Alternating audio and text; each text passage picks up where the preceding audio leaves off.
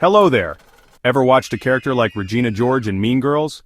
Charming, confident, and quick with a compliment, until things don't go her way. That's when the manipulation, gaslighting, and emotional power plays begin. While Regina is fictional, real-life narcissists operate in similar patterns. But what's really going on in their minds? At its core, narcissism is more than arrogance or vanity. It's a deep, often hidden insecurity wrapped in a mask of superiority. Narcissistic Personality Disorder, or NPD, is a psychological condition where someone has an inflated sense of self-importance, a constant need for admiration, and a lack of empathy for others. But why do people become this way? Narcissism can be triggered by both nature and nurture. Some studies suggest a genetic link where certain brain structures and chemical imbalances may play a role. More commonly, it's rooted in early childhood experiences. An environment where a child is excessively praised or harshly criticized can teach them to develop a false self to win love and approval. Over time, this mask becomes their reality. So, how do you spot one?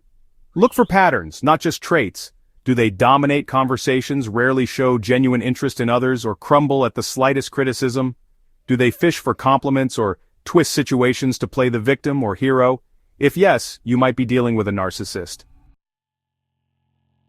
Handling them really depends on context.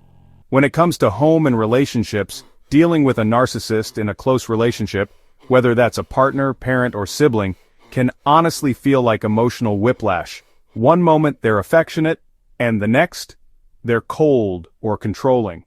The key here is to set boundaries, but without expecting them to respect or even understand those boundaries.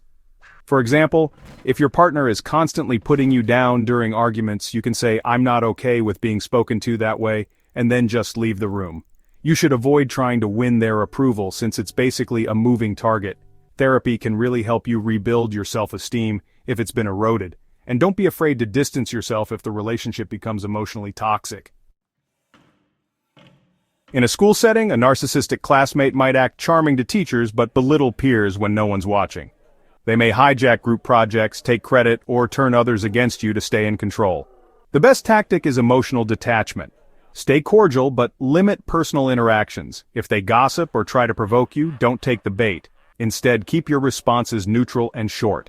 Something like, "That's your opinion," or "Let's stick to the assignment." Surround yourself with supportive friends and lean into your own strengths. Trying to expose or outsmart them often backfires, so really, protect your peace instead.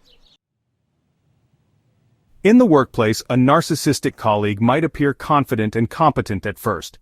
But soon, you may notice signs like taking credit for team efforts, shifting blame, or undermining others to climb the ladder.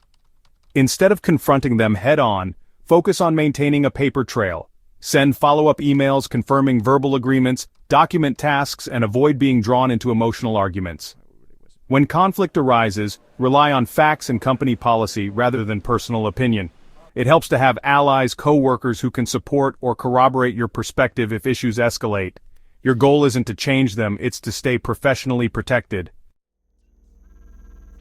Narcissists thrive in confusion and blurred boundaries, so your greatest defense is clarity about who you are and what you'll tolerate. Educate yourself on narcissistic traits so you can spot the red flags early. If you find yourself constantly second-guessing your worth or explaining your feelings to someone who never truly listens, take a step back. You deserve relationships where empathy and respect are mutual. Don't try to fix a narcissist. It's a draining, often fruitless effort. Instead, invest that energy into your own growth, healing, and support system. You can't change their behavior, but you can change how you respond. If you've enjoyed this video, kindly like, share, and subscribe for more.